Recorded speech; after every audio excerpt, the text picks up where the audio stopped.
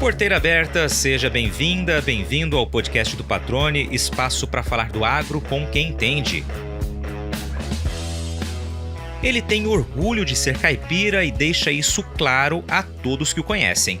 Além do agradável e característico sotaque do interior paulista, sempre convidativo a uma boa prosa, mantém memórias e até alguns hábitos dos tempos em que acompanhava o trabalho dos pais, que eram colaboradores de uma fazenda tradicional na região de Araçatuba, onde passou a infância e parte da adolescência. Foi naquela época que a paixão pela pecuária começou, nas tábuas do curral, como ele diz, e ganhou força com a carreira que construiu, como você vai ouvir e conhecer no bate-papo de hoje. A voz firme, a simpatia e o conhecimento sobre a pecuária são algumas das marcas do Devanir Ramos. Leiloeiro rural credenciado há quase 2 décadas, já percorreu muita estrada de chão antes de escrever a própria história no mundo dos leilões. A estreia com o martelo na mão foi no susto, mas confirmou a habilidade para a profissão. Experiente, afirma que a arte de vender vai além de conhecer bem o produto. Requer credibilidade, consequência do trabalho feito com amor, profissionalismo, ética e respeito ao cliente. Devanir Ramos, meu amigo, que prazer estar pessoalmente contigo aqui. Tenho um carinho muito grande por você. Foram vários e vários aí encontros, churrascos ao longo do tempo, né? Mais de uma década atrás. Acredito que nós vamos retomar essa prática logo, logo. Te agradeço, cara, por estar aqui pessoalmente participando do podcast do Patrone. Seja bem-vindo, é um prazer recebê-lo aqui, tudo bem? Eu só tenho que te agradecer. Muito obrigado, Patrone. É uma honra poder chegar em Cuiabá e ser recebido por você. Ser recebido, receber um abraço, dizer seja bem-vindo, não sei o quê, e abrir as portas realmente. Então, eu só tenho a te agradecer. Isso é o nosso Mato Grosso, isso é amizade construída ao longo do tempo. Haja churrasco e haja história, Patrone. Um bom tempo, isso daí. Lembranças lá da época de Campo Grande, minha terra natal, onde nós nos conhecemos, né? Acredito que tenha sido por volta de 2008, 2009, até 2010. Exato. Ali, que a gente tinha uma convivência mais frequente, né? A Marina, minha esposa, trabalhava no mesmo local que você, e aí a gente tinha uma turma muito boa ali, né? Que fazia muita festa, sempre boas histórias, né, cara? Muito bom relembrar isso, né? O pessoal realmente, o que a gente costuma dizer é o seguinte, é um ambiente profissional, mais voltado, ele era envolvido com o aspecto familiar, então era uma convivência, era uma preocupação com toda a turma e tal. Então, isso são lembranças que a gente carrega e isso faz com que a gente tenha uma postura no meio de trabalho e em todos os lugares que a gente passa. Eu estou sentindo muito isso, esse retorno a Cuiabá. Quem fez coisas boas ou plantou coisas corretas em 2003, 2004, quando aqui estive, agora você começa a entender como isso tem reflexo. E sempre é assim que funciona. Eu também tenho essa visão e essa certeza, eu posso dizer, que realmente você vai colhendo aquilo que você planta, né? E quem planta o bem, quem realmente consegue ter bons frutos lá na frente. Deixa eu só deixar já de cara aqui um abraço pro Marquinhos, eu tenho certeza que ele vai ouvir esse episódio. Marquinhos, grande amigo, estava em contato contigo durante todo esse tempo lá em São Paulo, em que você estava morando lá. Marquinhos, um grande abraço, aliás, já fica aqui o convite pro Marquinhos vir participar do podcast também, porque o Marquinhos, além de ter uma história muito bacana como jornalista, é um baita profissional. Eu estudei com ele da infância, lá em Campo Grande, e é um baita tocador de violão, cantador. Esse é dos bons, né? E tem muita história para contar, porque ele trabalhou, produziu material para grandes nomes da música sul-mato-grossense. Então, o Marquinhos é aquela figura, foi quem me acolheu. Assim como você está me acolhendo aqui nesse retorno a Cuiabá, o Marquinhos fez o processo lá em São Paulo. Então, nós tivemos grandes momentos lá e é uma baita de uma figura. Esse é Marco Aurélio, né? Ei, Marquinhos. Marquinhos, depois você acerta o cachê aqui com o Deva, tá? Que tá feito o convite aqui. E um grande abraço para você, meu amigo. Bom, Deva, vamos lá. Quem está nos ouvindo aqui que eventualmente não lhe conheça, já percebeu pelo timbre de voz, né? Que você tem a voz como profissão. De fato, a gente vai contar logo mais um pouquinho dessa história. Eu queria inicialmente, como tradição aqui do podcast, que você nos apresente, né? Se apresente para nosso público, né? Quem é o Devanir Ramos, nascido no interior de São Paulo? Vamos conhecer um pouquinho da tua história.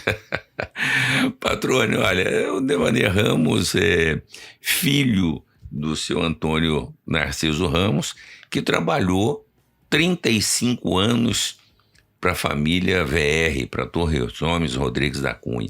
Então eu sou nascido em Auriflama, né, morei muito tempo em Araçatuba, tive essa passagem pelas propriedades também da marca VR. Depois, minha mãe sempre nos acompanhou, Dona Nésia, né? São saudosos, né? Meu finado pai, minha finada mãe, mas sempre ligados ao agro. Então eu tenho toda uma história ligada ao agro.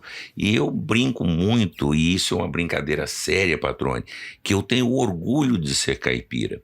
Eu fiz questão de preservar as minhas raízes e o orgulho de ter fisionomia. Quem me ouve, quem me encontra, sabe que eu sou ligado ao agronegócio e que orgulho, que honra fazer parte dessa história. Eu acho muito legal isso, cara, porque assim você preserva as suas características, né? As características familiares, toda essa herança que vem realmente com você, e certamente quem conversa contigo já percebe que já remete ao campo de alguma forma, é algo legítimo, né? Não é nada forçado, muito natural. Eu acho muito bacana você já destacar isso aqui. Qual a tua primeira lembrança, primeira memória que você recorda que tem de agro? Bom, quando na infância, né, quando com 5, 6 anos, já estava ali acompanhando meu pai, acompanhando minha mãe e tal. Mas a grande lembrança realmente que eu chego a me emocionar quando eu me lembro de estar sempre, eu estava nas tábuas dos currais, né, lá da Fazenda Santa Cecília, do nosso querido e saudoso Torres Homens Rodrigues da Cunha. E lá ficava o tempo todo vendo. Eu gostava muito de ficar na cocheira, muito próximo dos animais. Então, às vezes, ajudava, tocava um passarinho que estava incomodando nos coxos, ajudava a lavar um coxo, mas ficava sempre em cima.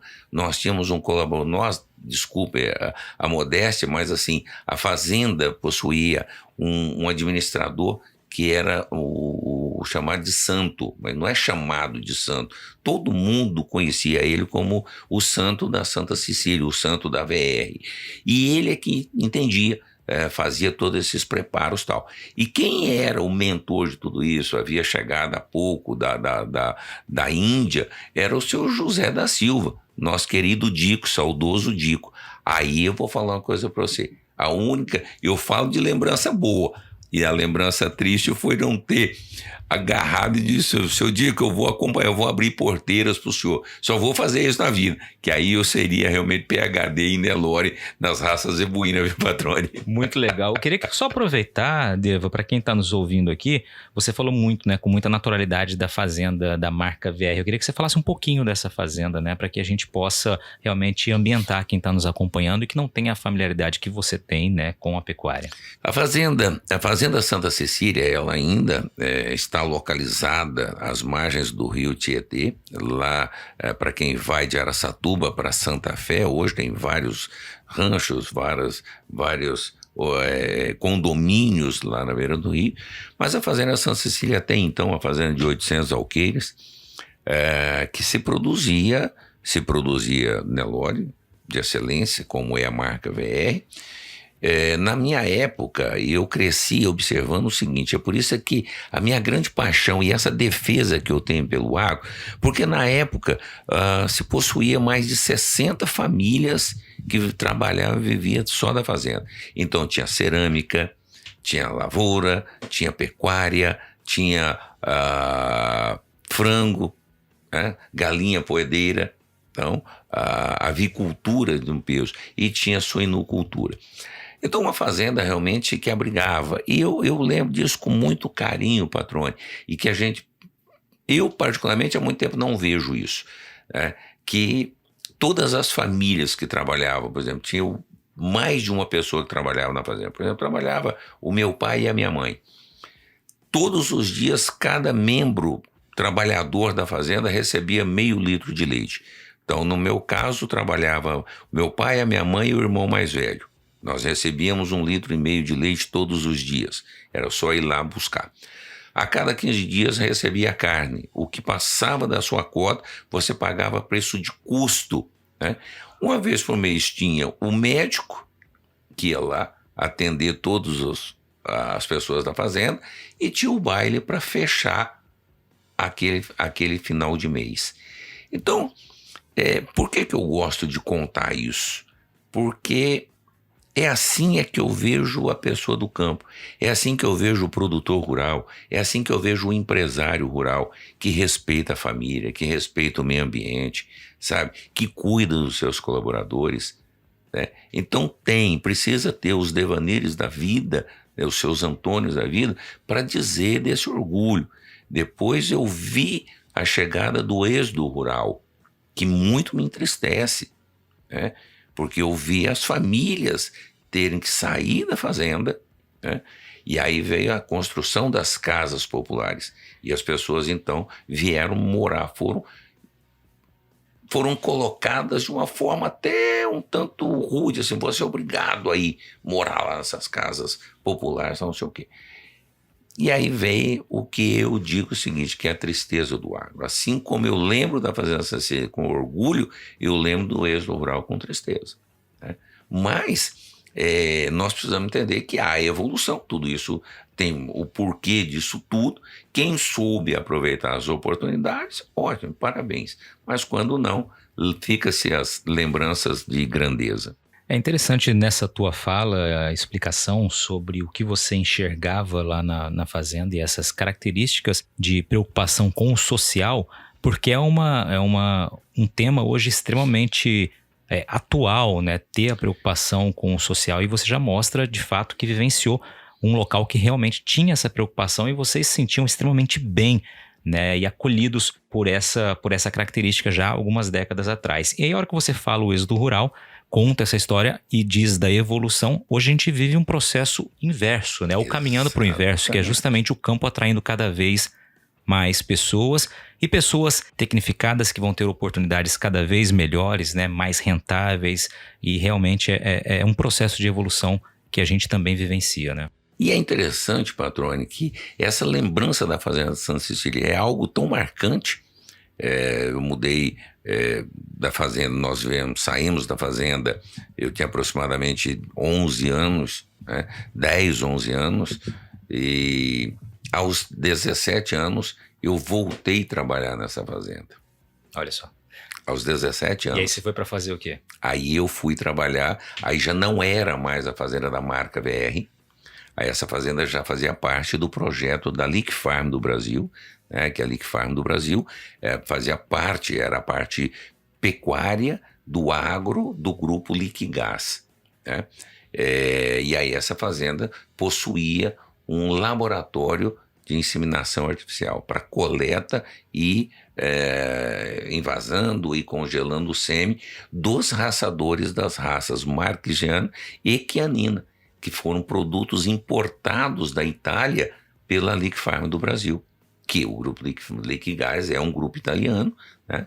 E aí eu voltei para trabalhar nessa propriedade. Então, dentro dessa propriedade, lá enxergando, em cima das tábuas, verificando, pude presenciar Dr. Valdo Corrêa da Silva, saudoso Dr. Valdo, que coletou as últimas doses de sêmen do tetracampeão nacional da Índia e hexacampeão nacional da Ásia, chamada-se Carvad VR, que veio na importação, né, pelas mãos do seu Torres, mas escolhido pelo seu Dico, pelo José da Silva. Então, quando o Carvad, que já era um produtor, um doador de sêmen, morreu, as últimas doses foram coletadas pelo Dr. Valdo lá, e quando, então, naquela época foi utilizado, cortou-se o testículo, né, e tirou as últimas doses de sêmen que foram congeladas. Então eu tenho orgulho, eu tenho a honra e a emoção de fechar os olhos e lembrar de tudo isso. E depois voltei para essa fazenda para trabalhar dentro do laboratório, fazendo todo esse trabalho de recepção, fazendo o esfregaço na lâmina para que o veterinário pudesse me dizer da diluição desse sêmen, né? e depois preparar, identificar as palhetas com o nome do touro, registro, número da partida. Então, e fazer todo esse processo, vender e entregar esse sêmen da raça canina e marquigiana. Cara, que sensacional, né? Muito legal ver aqui o teu entusiasmo contando isso, né? Eu sou muito de observar as reações, estou vendo aqui o brilho no teu olho, ou seja, realmente te traz uma emoção, Sim, né? sim, E um orgulho dúvida. muito legal. Tá chegando a hora da maior feira de tecnologia e negócios do maior chapadão agricultável do mundo. É a Parecis Superagro 2023, que este ano tá literalmente cheia de novidades por todos os lados. A começar pelo Parque Odenir Hortolã, que tá de cara nova, passando por uma reestruturação que vai tornar ainda melhor a maneira de visitar, conhecer e explorar as atrações da feira. Para ter uma ideia, são 50% a mais de novos espaços para expositores. Então você já imagina o que vai encontrar por lá, né? Grandes máquinas, vitrines tecnológicas, demonstrações, além de palestras nacionais e muitas oportunidades para realizar excelentes negócios. Já anota aí na sua agenda, hein? De 28 a 31 de março em Campo Novo do Parecis. Parecis Superagro 2023, semeando agora um futuro de inovação. A partir daí, Deva, como segue a tua vida? Porque assim, a gente já viu desde o início a tua ligação com a pecuária me parece muito natural também, né? Desde acompanhar nas tábuas, como você mencionou, e consequentemente agora aí aos 17, 18 anos que você disse, também se envolvendo, voltando a trabalhar com essa atividade, né? Como segue tua carreira a partir daí? Bom, eu fiz um curso técnico, né? Que eu nunca exerci nenhum dia. Mas tenho conhecimento. Eu tenho uma formação de técnico em agrimensura, né? Mas eu achava que carregar o teodolito ou fazer a picada para fazer as marcações, colocar régua, tá? Eu não vou dizer muito trabalhoso, senão fica explícito aqui que eu não gosto muito de trabalhar, não é nada disso. Mas, rapaz, fazer picada, carregar teodolito nas costas, mais os marcos e tal, e marreta para marcar isso, era um trabalho que não era dos mais lindos do Brasil. Então eu optei em não trabalhar na profissão. Eu sempre tive facilidade de comercialização, né? Trabalhei em clínica veterinária, vendi sêmen, trabalhei na central, vendi sêmen. Então eu disse, não, eu vou procurar um emprego de vender produtos do agro, né? E tive a oportunidade de ir parar numa cooperativa em Araçatuba, né? Chamada Cobrac, Cooperativa Agropecuária do Brasil Central, no qual eu passei 12 anos nessa cooperativa. Comecei como auxiliar de datilógrafo. Eu datilografei muita ata de reunião e datilografei muito projeto para o Banco do Brasil. Então, e isso me trouxe conhecimento de indicação agropecuária. Fui do período que, na época, no início dessa caminhada, não tinha necessidade do receituário, mas graças a Deus eu também passei por esse processo da chegada da obrigatoriedade de se ter o receituário agronômico, né? E fui trabalhando nessa cooperativa. Tive a oportunidade de começar a demonstrar facilidade com vendas. E aí me tornei vendedor, supervisor da loja, gerente comercial de 3 unidades. Tive o privilégio de abrir a filial de Andradina, Três Lagoas e Birigui, né? E aí passei esse tempo todo até chegar ao Mato Grosso em 1994. Legal, cara. No ano do Tetra, né? Como é que vem a sua história a partir de então? Detalhe que em 94 eu morava aqui em Cuiabá, morava em Mato Grosso, né? Claro, era um adolescente ainda, né? Pré-adolescente. E foi o ano justamente que eu voltei com minha família, né? Com meus pais e meus irmãos para Campo Grande. E 2010 retornei já trabalhando, né, profissionalmente pelo Canal Rural já àquela época. Então temos essa semelhança. Essa coincidência, eu estava voltando para casa, voltando para Campo Grande e você estava vindo aqui para Mato Grosso. Eu trabalhei eu cheguei a Rondonópolis, né? A cooperativa, então, montou uma filial em Rondonópolis. Só que essa história é muito interessante, patrônio, porque, rapaz, escolheram o local de uma cooperativa que foi mal sucedida. Então, nós tínhamos alguns entraves aí, né? Então, quando você falava de cooperativa, naquela época, se lembrava dessa cooperativa que foi mal sucedida. Mas aí vem a grande sacada, a grande transformação, né? Quando eu percebi que se eu ficasse lá dentro, aguardando que o cliente viesse procurar pelos nossos produtos, eu estaria de malas prontas para voltar para o interior de São Paulo, porque não entrava ninguém. E aí eu resolvi, por conta própria, conhecer o Mato Grosso. E aí eu comecei a sair nas estradas rurais, entrando nas fazendas, fazendo o cadastro de porteira. Eu brinco, ninguém diz, isso é maluco. Cara, o que é isso? Isso não existe, nunca ouvi falar em cadastro de porteira, né? Cadastro de porteira é o seguinte, eu chegava lá, disse, quem é que é essa propriedade? É do Luiz Patrone. É mesmo? Como é que eu encontro o Luiz Patrone?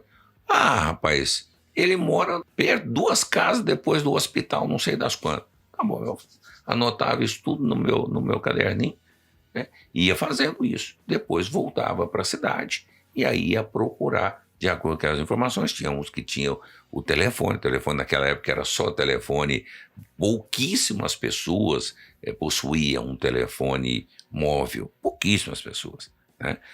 E aí eu ia procurar, descobrindo. Depois fiz isso em Rondonópolis, depois vim fazer isso, fui para o Vale do Guaporé, com algumas referências, fui para o Vale do Arinos, e aí fui conhecendo a pecuária sul-mato-grossense. Fui me apaixonando cada vez mais pela pecuária. E assim como eu estou conversando contigo, e quem está nos ouvindo, muitas pessoas vão se lembrar dessas passagens, se lembrar assim, puxa, Devanir, eu lembro dessa pessoa assim, assado, porque com esse orgulho e esse conhecimento conhecimento não, da vivência do negócio, eu não chegava lá para vender produto, eu chegava lá para conhecer, perguntar, saber. Sempre foi muito curioso, eu gosto de gente curiosa. Por que disso? Por que daquilo? Né? Na hora que você começou a montar os seus equipamentos, eu já comecei a ficar de olho, né? O captador de áudio, o microfone muito bacana. Então, a pessoa tem que ser curiosa, ele tem que te observar e perguntar. E eu nunca tive vergonha de perguntar. Eu pergunto mesmo. Até hoje, aos 62 anos, eu não tenho vergonha de perguntar. Sabe? Sou curioso. Então, eu fui com essa curiosidade, tendo acesso aos grandes produtores do Mato Grosso na época, os grandes pecuaristas na época, né? E assim a coisa foi clareando até que, infelizmente, em 99, a cooperativa, então, aí foi a vez da nossa cooperativa entrar numa situação difícil, e aí foram fechando as unidades. Rondonópolis foi a última unidade a ser fechada, tal era o volume que se vendia aqui em Mato Grosso, em Rondonópolis, mas, infelizmente, em 99, se tomou a decisão, ia fechar, ia levar, convidar, disse, olha, nós trouxemos você para Mato Grosso, nós vamos devolvê-lo em Araçatuba e você vai ficar trabalhando na sede. Aí eu disse, não, eu não vou embora. Com o apoio da esposa, disse, olha, é daqui para cima. É daqui para o norte, se for o caso. Né? Então, ficamos aqui e aí me tornei vendedor de sal mineral. E aí eu fui trabalhar numa empresa regional e aí fui ser vendedor de sal mineral. Não tem problema, vamos aprender mais um pouquinho. E aí a importância desse networking que você foi construindo, né? Evidentemente, muitos ali potenciais clientes dessa sua nova empreitada aí com sal mineral. Não tenha dúvida. Eu costumo dizer, e eu não sei se isso é um jeito, cada um tem um jeito de ser. Eu brinquei contigo aqui o seguinte, nós temos algumas histórias, mas histórias essas que, quando eu mudei de empresa, eu voltava lá nesses clientes e tal, e muitos diziam o seguinte: bom, você vai continuar me visitando e prestando quando você tem alguém que, se algo acontecer, você pode pedir para essa pessoa vir prestar o serviço. Tem. Nós temos zootecnista, nós temos médico veterinário, nós temos agrônomo nessa empresa. Né? E que nós vamos continuar fazendo isso pós-venda. Porque a arte de vender, Patrone, a arte de vender não é conhecer só o produto que você tem na mão. Isso é básico. Isso é sua obrigação número 1. Conhecer profundamente o que você tem. Mas você precisa ter algo que não se aprende no banco da universidade, que é respeitar o seu cliente. E respeitar o seu cliente não é só chegar lá na hora de tirar o pedido. Hoje faz tudo via internet, né? Mas na minha época era o talão de pedido mesmo. Né? Então, o cliente sabia que a X vezes ao ano eu iria visitá-lo. Mensalmente eu fazia uma ligação para saber como é que estava. Está tudo bem. Se ele precisava de algo. Precisando de algo não é algo que eu venda, mas é informação técnica, aonde procurar. Então, isso foi construindo e foi alicerçando isso.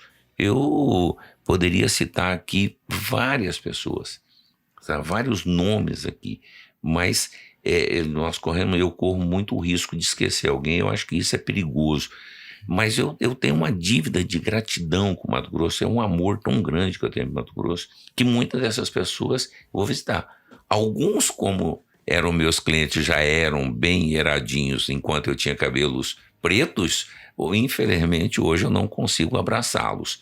Mas às vezes eu encontro, agora em janeiro, eu estive em Novo Progresso, no Pará, visitando algumas pessoas. E, claro, liguei para um jovem, né, que eu não tive o privilégio de encontrá-lo, para dizer para ele o seguinte: eu fiz leilão para o seu avô, o primeiro leilão de touros em Novo Progresso, eu estava presente e era do seu avô. É a marca do seu avô, está firme até hoje, não sei o quê. Então, que orgulho isso. Então, isso não tem dinheiro que pague. Não, cara, excelente. Eu concordo contigo e acho que é muito importante quando você fala da atenção que é necessária ao pós-venda, vamos dizer aqui, mas a essa manutenção constante, permanente, né, do contato com aquelas pessoas com as quais você conhece, né? Isso, além de tudo, mostra respeito, né? Eu acho que esse é um ponto que você destacou aqui, ficou bem claro. E agora uma pausa no bate-papo para dar um recado a você que é produtor ou produtora rural. Já tá na hora de pensar na próxima jogada, hein? Então, que tal mirar na semente e acertar em ótimos resultados para sua lavoura? A Agrosol tem um portfólio completo para sua safra 2023-2024, com opções de cultivares de soja para os diferentes contextos e realidades de todo o cerrado brasileiro, com as melhores tecnologias dos principais obtentores do mercado. Além de sementes de soja de alta qualidade, a Agrosol também oferece tratamento de sementes industrial com certificação de excelência pela Syngenta, serviço de entrega, posicionamento de cultivares, ajuste fino de plantio e um acompanhamento especial do time de campo. Para saber mais, é só acompanhar as redes sociais da Agrosol e acessar o portfólio 2023-2024 pelo site www.agrosolsementes.com.br. Lembre-se sempre que uma safra inteligente começa com estratégia. Agrosol Sementes, germinando o futuro. E aí você mencionou o leilão, chegaria lá, então já vamos fazer esse pulo. Como é que começa o leilão na tua vida, essa fase de leiloeiro, né? Que realmente é a tua característica muito clara para quem está nos ouvindo pela voz potente que você tem e todo o conhecimento, evidentemente. Olha, essa história, ela é... Como é que eu vou te dizer, rapaz? É um negócio bem maluco. Eu nunca me afastei de Deus. Nunca. Passo os momentos, de vez em quando você parece que tem a impressão que você se distanciou, mas não. E aí eu, em Rondonópolis, né, sempre, semanalmente, ia às missas, né? E aí comecei a fazer um trabalho e comecei a gostar da fraternidade. E lá surgiu a oportunidade de conhecer o Hospital de Amor, antigo Hospital de Câncer de Barretos, hoje Hospital de Amor. E comecei a ver aquilo que eu poderia, o que eu estava aprendendo com a religião e com a proximidade da família, em ver algumas pessoas que tanto precisavam e tal. Eu fui, um dia comentei com o pároco, o padre, sobre isso e tal, e conversamos uma certa coisa. Isso em 2000. Isso em 2000, ele um dia, você poderia jantar na sua casa hoje? Eu disse, não sei se o que vai ter lá para comer se é do seu agrado, mas é uma honra recebê-lo. Aí ele falou, bora, rapaz, não é de comer, eu vou comer o que tiver. Eu disse, tá bom. Mas era um convite que ele queria me fazer para que eu fizesse uma leitura na ordem, que ele seria elevado, eu não digo promovido, elevado a bispo. Ele era padre e iria ser bispo. E aí eu recebi aquele convite, todo emocionado. Falei, caramba, eu só conheço o bispo pela televisão. E agora eu vou ser amigo de um bispo? Se eu estou recebendo um futuro bispo na minha casa. E aí me preparei 90 dias. Porque tem um trâmite dessa indicação, depois que você aceita, né? É feito todo um trâmite. E aí depois de 3 meses veio a resposta que então eu iria sim, tinha sido aprovada a minha indicação para que eu fizesse a leitura. Depois de 90 dias eu fui fazer a leitura. E aí, meu amigo, eu me preparei como sendo, e era, eu não sabia que aquilo iria mudar a minha vida. De vendedor de sal mineral, aquilo iria transformar a minha vida. Por quê? Porque no dia seguinte, a leitura foi no sábado, a ordenação dele foi no sábado. Na segunda-feira eu recebi um convite do dono de uma rádio, se eu não gostaria de apresentar um programa no rádio. Sem dúvida, meu sonho sempre foi trabalhar com a minha voz, mas eu sou caipira, nascido e criado na roça, morria de medo de falar em público. Ele falou, não, vamos preparar. Tá bom, preparamos, daqui 30 dias nós vamos colocar o programa no ar. Tá bom? Tá bom. Aí, o que acontece? Nesse processo, eu vou a Poxoréu, aqui próximo, né? Numa feira agropecuária. Fui lá, coloquei uma mesa, uma barraca lá para vender sal. Chega hoje colega de profissão, que eu tenho uma honra imensa, o cara que... Marcos Rogério Cristóvão. Chega lá e vai, papo, vem, conversa. Vendi sal pro Marcão. E aí eu disse a ele, Marcão, eu vou trabalhar no rádio como apresentador do rádio. Mas, rapaz, se fosse, já que é para trabalhar com a minha voz, o meu sonho seria ser leiloeiro rural. Aí fosse, é mesmo? O leiloeiro só começa no susto. Eu vou fazer um leilão aqui hoje, você vai lá. Você vai lá. O Marcão é doido. Tá bom. Cheguei lá, encostei no portão, né, na entrada do Tatersal, tinha uma portona assim, e eu cheguei lá, encostei, e fiquei naquela, né? Meu Deus, ele não vai me chamar, porque isso aqui é coisa muito séria, mas bem que ele poderia me chamar. E fiquei naquela tal. De repente o Marcão disse, olha, tem uma pessoa aqui que tem um sonho de ser leiloeiro rural, e leiloeiro rural só começa assim. Devaneiro, vem cá. E eu fui, subi lá. Aí ele me deu um microfone e eu falei assim, Marcão, é o seguinte, primeiro eu tenho que tomar sopa de letrinhas e procurar as tábuas aqui, porque com certeza eu estou flutuando aqui, eu não sei o que falar. E aí todo mundo começou a dar risada, né? Já se sentiu à vontade? Já me senti à vontade, falei assim, tá bom, Marcão, tá certo, então posso descer, né? Ele falou, não, você vai trabalhar, você não tá aqui para aprender? Eu falei assim, tô, mas assim, né, no seco? Ele falou, é. Aí ele disse, olha, tem 20 bezerros aqui para vender, que é para o sindicato rural, ajudar o caixa do sindicato rural. E na época o presidente era o José de Souza.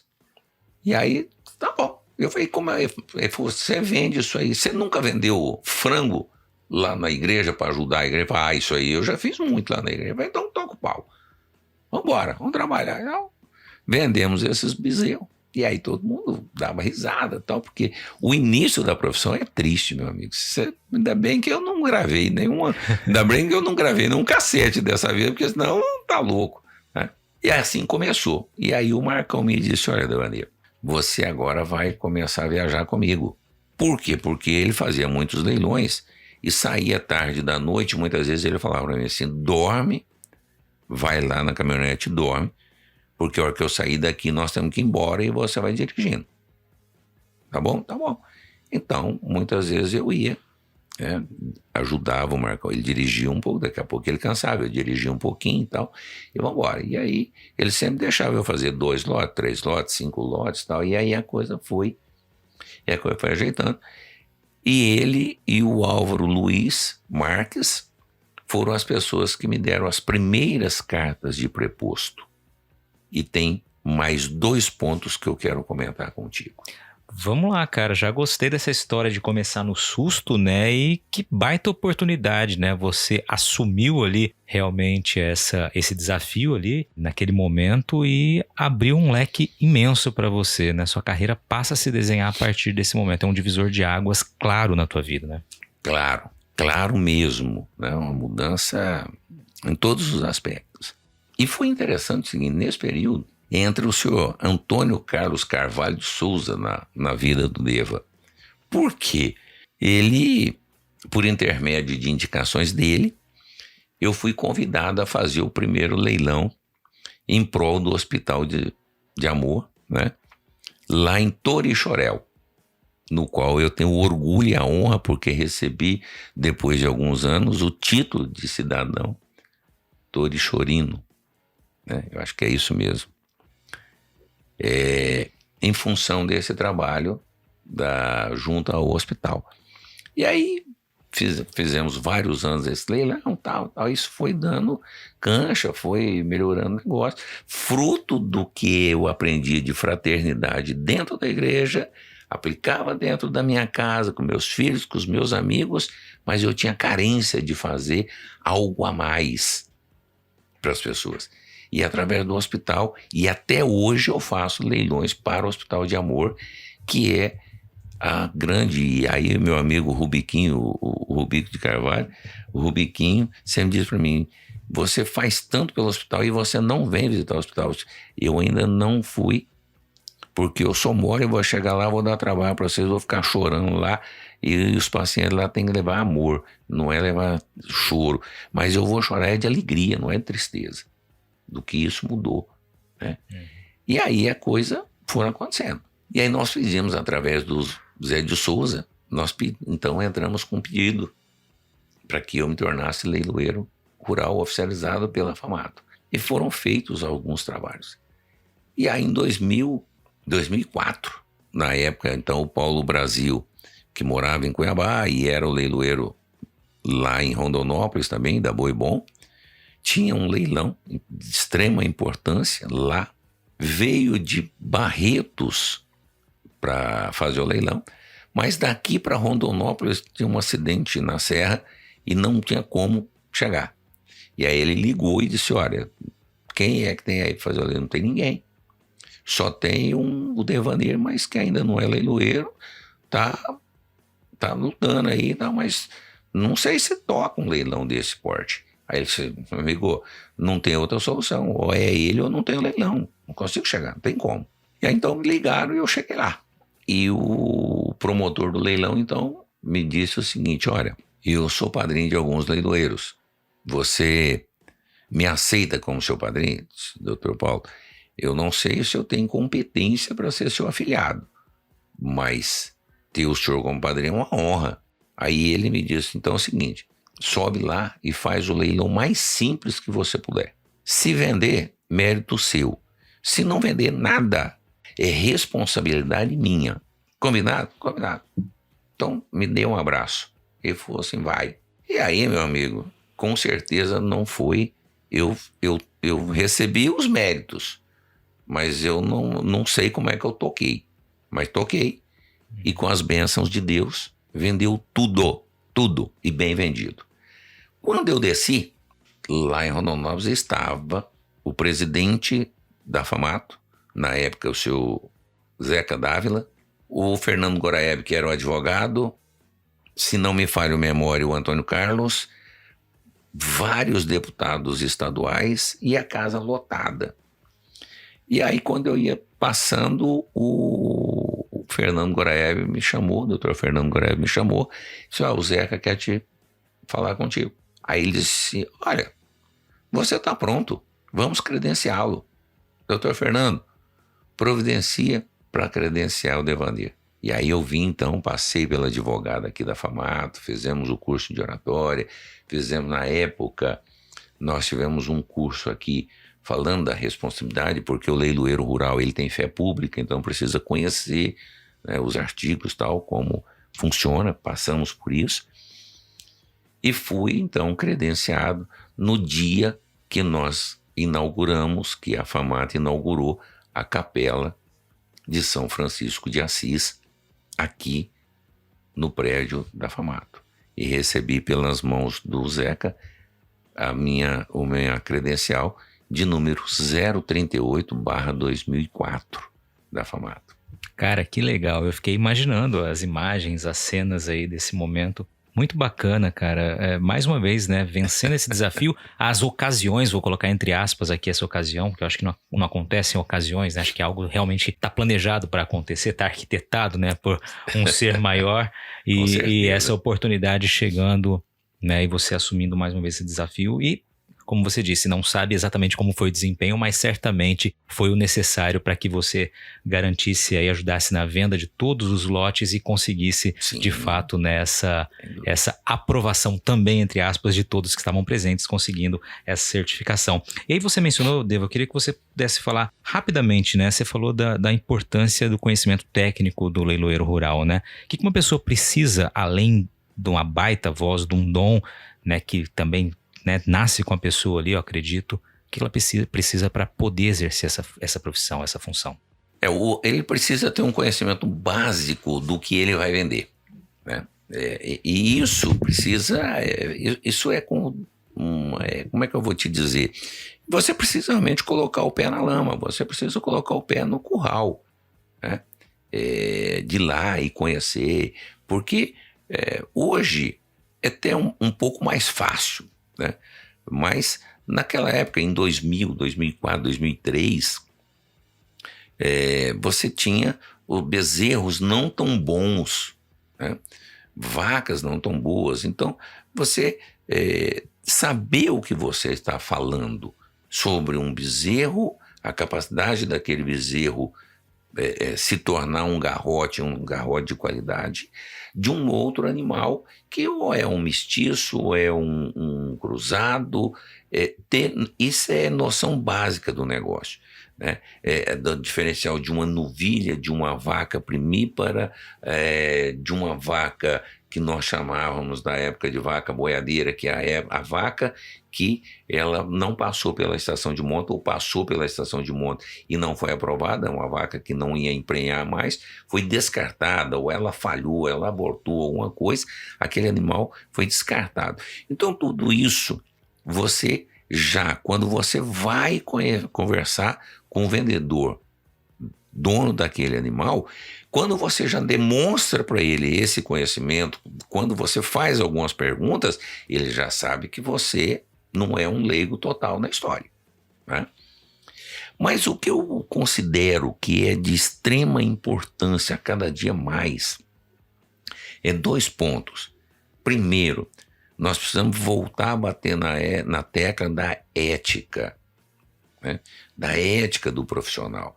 Então, o profissional ele precisa conhecer basicamente o que está composto dentro dos artigos que faz a diferença e o porquê no leilão, qual que é a responsabilidade do leilão. O leilão não é só vender. Mas se você entender que você precisa se certificar daquele animal está previamente selecionado, eu estou dizendo de gado comercial, tá? Que ele está documentado, ir lá no curral na hora de fazer a apartação, ou acompanhar as filmagens previamente para você entender e você saber que tem algum animal ali naquela filmagem que não poderia estar naquele lote. Ajudar a fazer isso, ajudar a fazer a ordem de entrada, falar, porque o microfone, patrão, e você como jornalista, você conhece 1 milhão de vezes mais do que eu, que isso aqui é uma arma, né? Que você constrói, ou eu não vou nem dizer que você mata alguém, mas você desconstrói muito facilmente. Então, quando você está lá no púlpito falando, você precisa ter visto aquelas imagens com antecedência, saber uma série de coisas, né? Para você entender. E aí tudo isso se resume no seguinte: quando tem um problema o leilão, se acontecer, ou por falta de pagamento, ou por qualquer problema que acontece no leilão, quem é que responde pelo leilão? Não é a empresa leiloeira. Quem responde pelo leilão é o leiloeiro rural. É ele que será ouvido pelo juiz. Qualquer coisa que tiver, o juiz vai convocar o leiloeiro rural para ir lá. É a palavra dele que vai nortear o que o juiz vai sentenciar. Então, a responsabilidade do profissional leiloeiro é muito grande, é muito grande. E é importante. E aí entra a importância das federações de agricultura em preparar, em trazer esses profissionais para entender, porque você falou da evolução, de tecnificar o agro, tecnificar a pecuária. Nós precisamos entender que se tem médicos veterinários, agrônomos, zootecnistas, técnicos agrícolas envolvidos em melhorar o negócio, nós precisamos fazer parte disso. Nós precisamos também ser o elo. Se você produz um negócio de alta qualidade, de extrema responsabilidade, e aí você vai falar sobre isso no leilão, quem está te ouvindo está dizendo o seguinte: o Devaneiro Ramos, que é leiloeiro rural credenciado, falou, eu vou comprar. Mas para que eu possa falar isso, eu não posso simplesmente ler um papel que alguém mandou, você precisa certificar. Excelente, cara. Acho muito legal você trazer toda essa dinâmica e esse zelo que é preciso ter com a profissão. E você destacou bem logo ali no início dessa tua fala. Você não tá lá, o leiloeiro não tá lá apenas para vender, né? Para fazer empurrar aquele lote, né?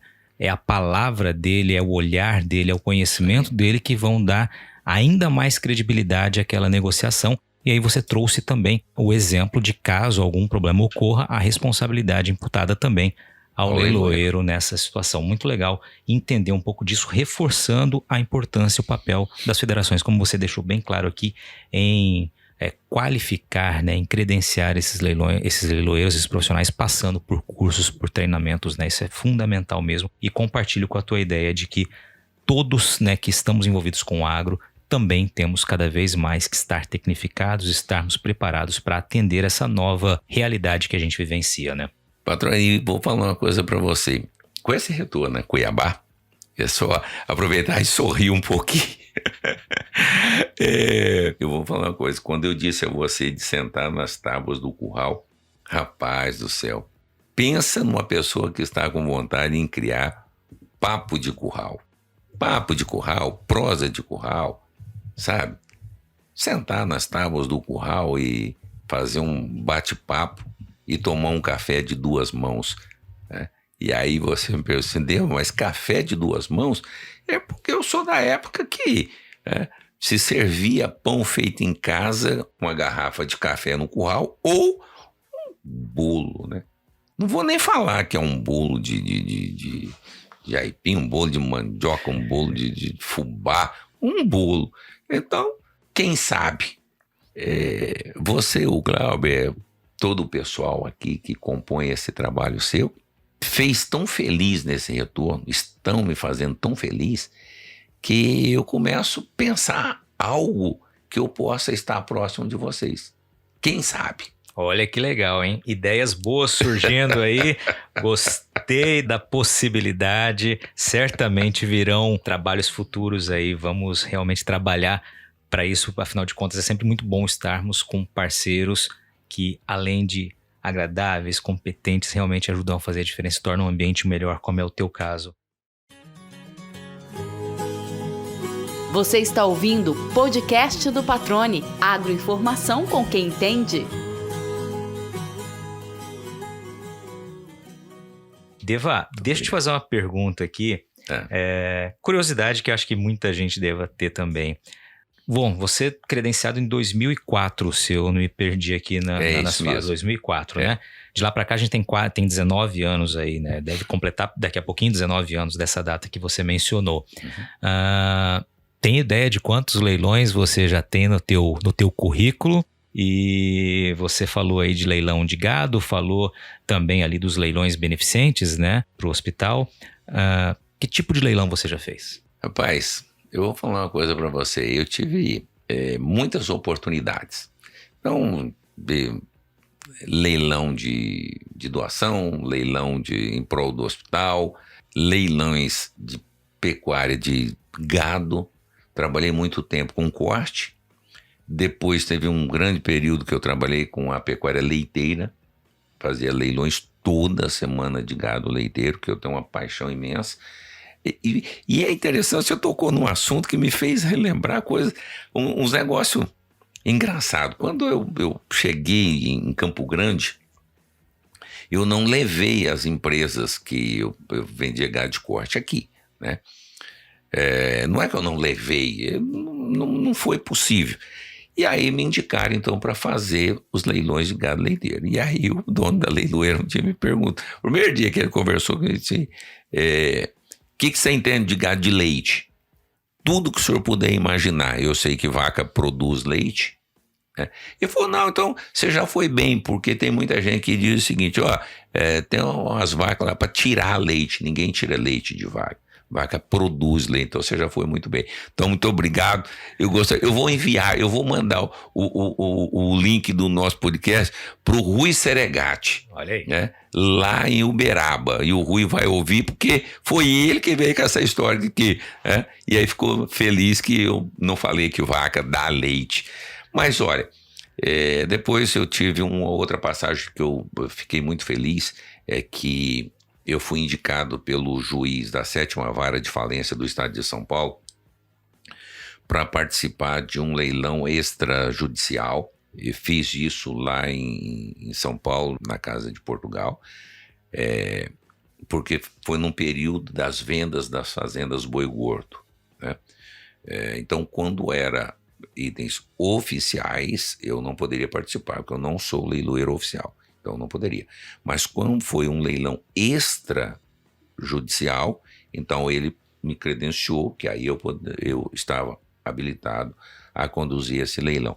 Isso realmente foi assim, um evento que me deixou extremamente emocionado, porque foi um grande aprendizado. Né? Foi um grande aprendizado.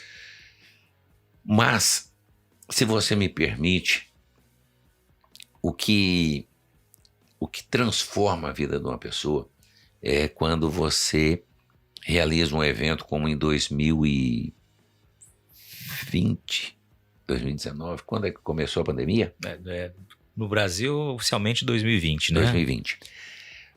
O Hospital de Amor, então, ficou com déficit de janeiro, fevereiro e março de 30 milhões no seu orçamento. E aí eu disse pro Rubiquinho e pro coordenador dos leilões, que agora me deu um branco agora, desculpe. Vamos fazer um leilão virtual. Disse, mas como, Deane? Leilão virtual? Vamos fazer um leilão virtual. Bom, para resumir a conversa, nós fizemos um leilão quase que nacional. Nesse leilão foi um marco, nós conseguimos um faturamento com o apoio da Programa Leilões, que foi a empresa que capitaneou os lances da mesa operadora. Nós vendemos, então, nesse leilão, R$1.327.000. 100% para o Hospital de Amor. Para o fim, eu tinha um outro colega, eu fui para a mesa e eu mais chorava e gritava os lances do que trabalhar efetivamente como leiloeiro. Porque o que faz a diferença das nossas emoções é você poder, e você chegar em casa, abraçar um filho ou um neto, no meu caso os meus netos, e dizer,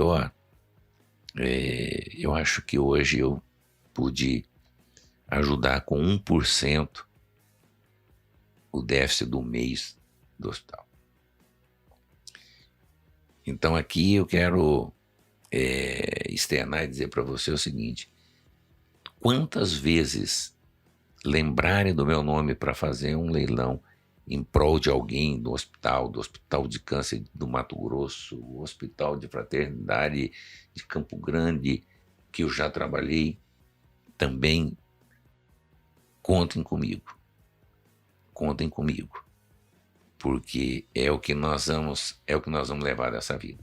Cara, tem coisas que não tem preço, né? É uma remuneração no coração espiritual. Acho que isso realmente faz a diferença. Sem dúvida. E parabéns por esse trabalho e por todos, né, que se envolvem, né, se dedicam a causas como essa que você mencionou, porque realmente fazem a diferença na vida de muitas pessoas, né? É essencial trabalhos assim. Mas vamos lá, jogador de futebol conta gol. Quantos leilão você acha que você tem na tua carreira aí? Vamos ter uma ideia. Olha, eu de 2000, assim, eu me lembro de 2013, tá? Eu me lembro de números, eu tenho cravado, porque em 2013 eu só fiz isso porque no final de 2013 eu tive suspeita-se que eu tive uma pequena isquemia, alguma coisa assim, em função do número de trabalho, né? Em 2013 eu me lembro que eu fiz 167 leilões no ano. Era quase que um leilão a cada um dia e meio, né? Então, e na época tinha muito leilão presencial, então eu viajava muito, era apresentador de um canal de TV em Campo Grande e fazia, mas já tinha muito, todo o leilão de leite era esse. De 2017, 2018 para cá, eu tirei bem o pé do acelerador. Em 2021 eu também passei pela experiência do Covid, tirei mais um pouco o pé do acelerador, né? E agora eu digo a você o seguinte, eu tirei muito o pé do acelerador, mas muito, né? Até em 2021 eu ainda realizava média de 6 leilões, de 6 a 8 leilões por mês, né? E que eu já tinha tirado muito o pé, isso já chegou a ser 12, né? Mês. Então agora não, agora eu tô controlado. Diz a minha família que eu tô bonitinho nessa história. Tá obedecendo a família, né? Cara, mas é um volume impressionante, né? Você falar em mais de 160 leilões num ano, que foi o caso de 2013, e muitos deles, ou a maior parte deles naquele momento, leilões presenciais, exigem realmente um esforço muito grande, né? Demandam muito tempo e realmente muitas vezes o corpo não aguenta, né? Porque saúde, ela existe, mas a gente tem que preservar de alguma forma, né? Não adianta só ir pro tudo ou nada, não. Realmente. Acho que eu demorei para aprender, mas aprendi, tá? Ô, Deva, a gente vai chegando pro fim aqui, cara. Que conversa que passou rápido. Estamos quase 1 hora aqui de bate-papo, de prosa. Muito legal, cara, conversar contigo. Só faltou a carninha assada aqui para que a gente estendesse um pouco mais, né? Mas já fica a dica para um próximo encontro. Eu vou arrumar uma propriedade aqui próximo, né? Que aí nós vamos fazer isso, mas na papo de curral. Vamos lá. Nós vamos fazer um papo de curral, eu, você, mais 2 convidados e um caboclo assando carne lá. E nós vamos trazer o Marquinhos. o Marco Ribeiro, Bora. Marco Aurélio Ribeiro para tocar a viola. Então, pronto, Tá feito o compromisso. Regada tereré, carne assada e moda de viola. Vai ser bom demais. Ô Deva, a gente tem um momento aqui do podcast, chegando sempre na parte final, em que eu pergunto ao entrevistado, na verdade eu dou um espaço para que o entrevistado, nosso participante aqui, me diga aqui uma pergunta, algo que realmente você, durante a sua carreira, você tenha tido interesse de falar, mas que não lhe foi feita essa pergunta. É uma oportunidade para que você fale realmente algo que você gostaria de externar ao público. Uma coisa que você abriu esse espaço pela primeira vez. E eu costumo sempre dizer, não, eu carrego no meu coração o seguinte, isso não é só no leilão. Isso não é... E nunca ninguém me perguntou, Deva, por que você está sempre sorrindo? Você não tem problemas? Tenho e muitos. Mas sorrir é muito melhor. Por 2 motivos. Primeiro, faz bem para a alma e para o corpo. E faz muito melhor para quem recebe o sorriso. E sorriso não é sinônimo de deboche nem de inocência. Sei lá, o sorriso é uma forma de dizer eu estou satisfeito com aquilo que eu estou fazendo. E eu sou grato ao leilão, eu sou feliz ao leilão, eu sou realizado como profissional de leilão. Eu eduquei a minha família, dei o sustento à minha família, tudo do martelo. E muitas vezes as pessoas não entendem. E várias pessoas já receberam ao final do leilão um martelo de presente. Às vezes eu faço isso. Dou um martelo de presente para a pessoa, porque aquilo é o sinônimo do meu sustento, do meu ganha-pão. Então, é a pergunta que ninguém faz. Você não tem problema, Deva? Tenho e não são poucos não, mas sou feliz. Cara, sensacional.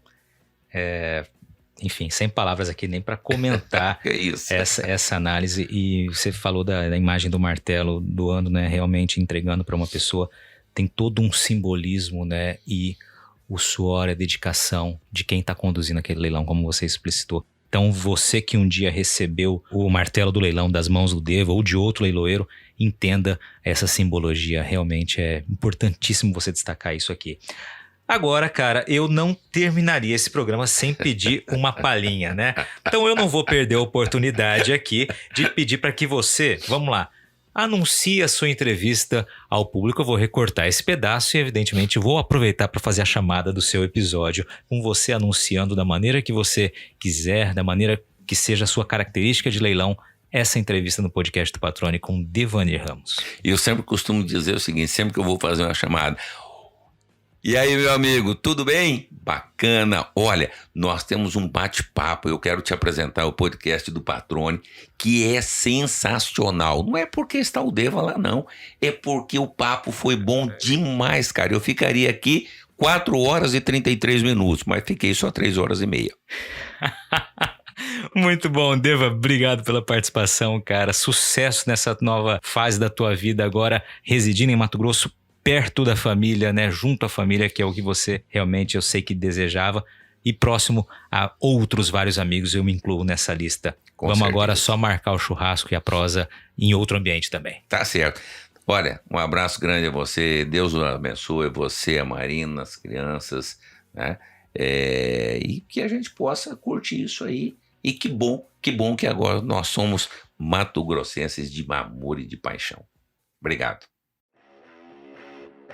E aí, gostou do bate-papo? Então dá aquela força e compartilha essa entrevista com os seus contatos. E olha, aproveita para mandar aquele feedback dizendo o que você está achando do podcast do Patrone. Pode criticar, elogiar, sugerir temas e pessoas para dividir boas histórias aqui nos próximos episódios. É só enviar uma mensagem lá no Instagram para @LuizPatrone que a gente troca uma ideia, viu? Então, gente, sucesso da porteira para dentro, força e fé da porteira para fora e vamos que vamos. Você ouviu o podcast do Patrone, agroinformação com quem entende.